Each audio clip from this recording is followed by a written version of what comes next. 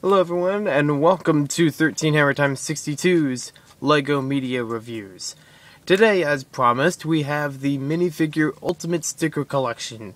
This is the first installment of it.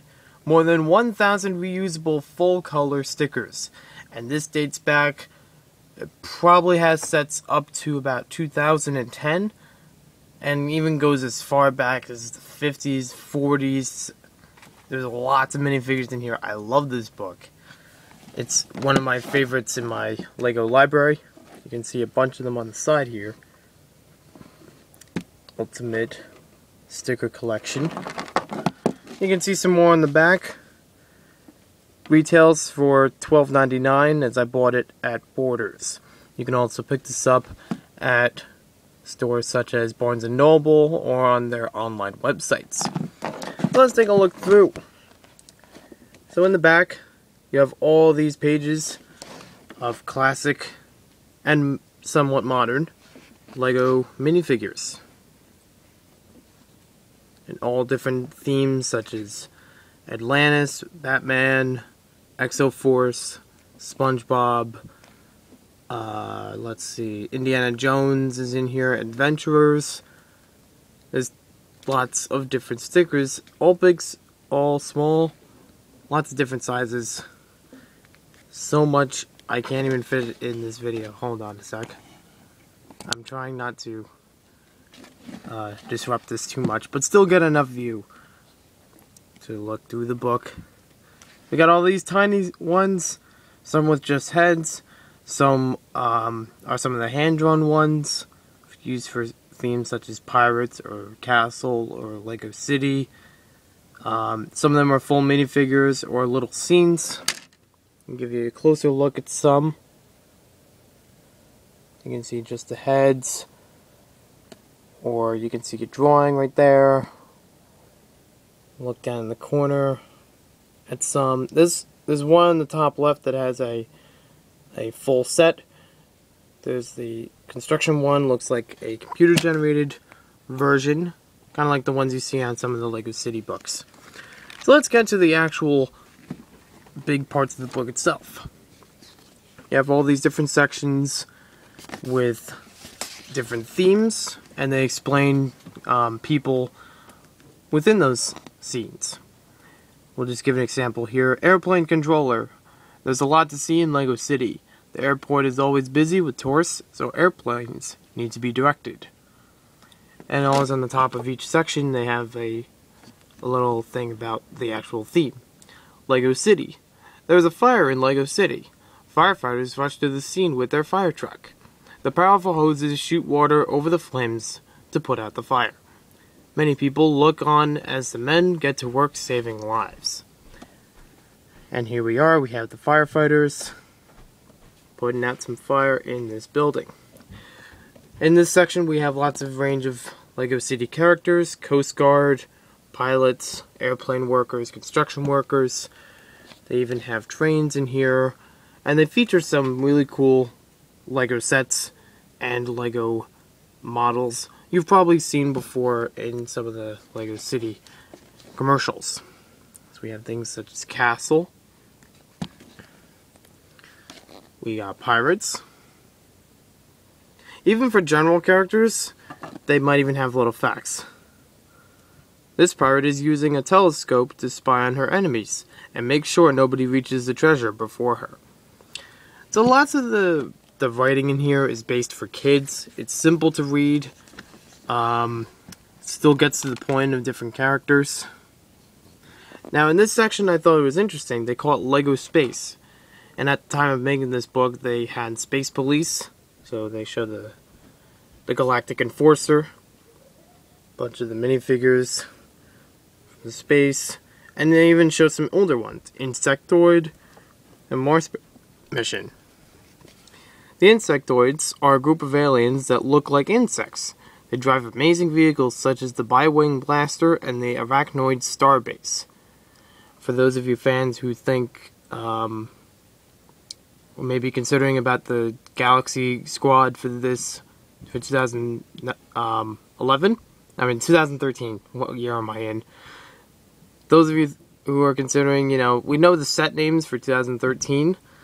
This is what I'm thinking of, the insectoids, because they have a bunch of, you know, see those names?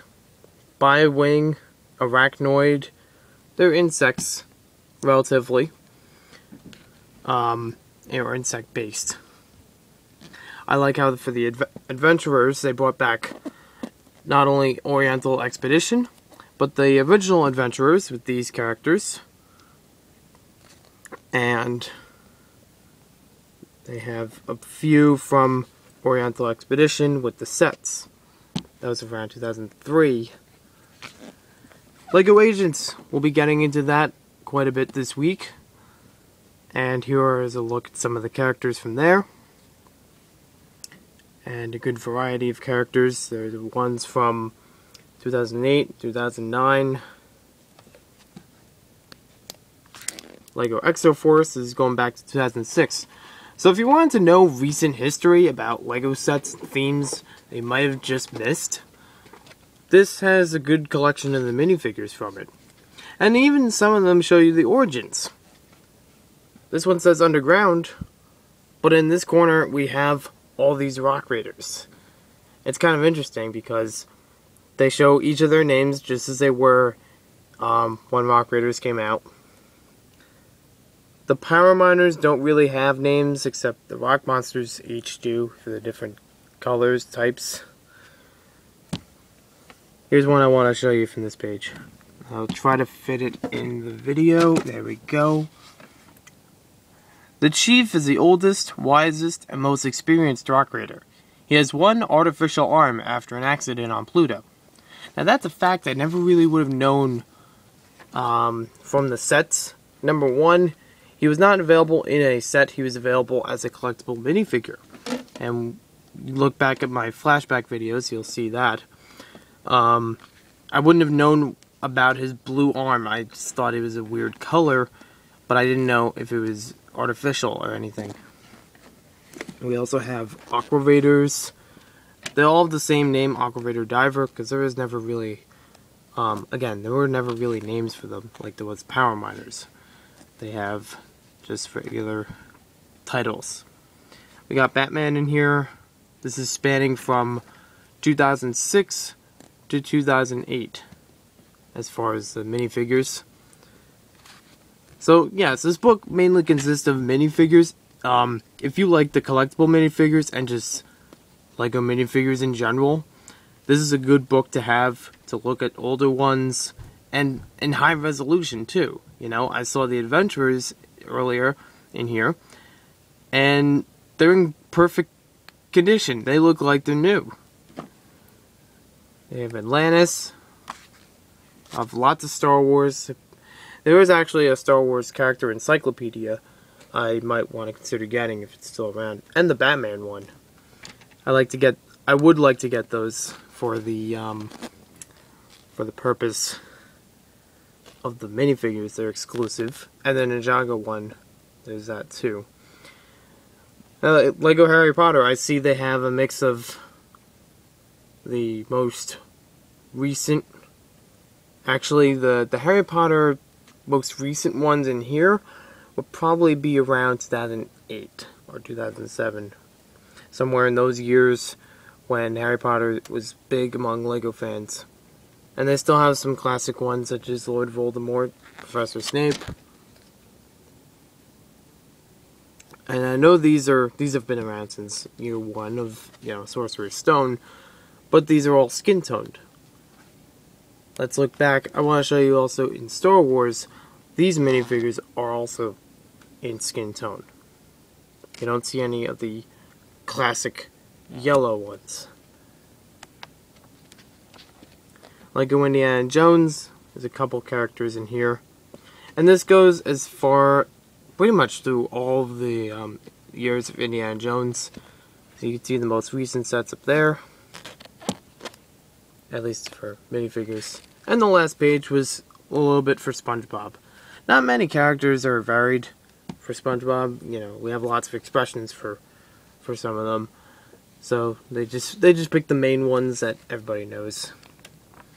So you get lots of stickers to fill in. You actually have to fill in all of these pages. They just give a silhouette, maybe a name with it, you know. Here's where you get the stickers for that. And then you get a second sheet of them later in the back. You get more of them like this.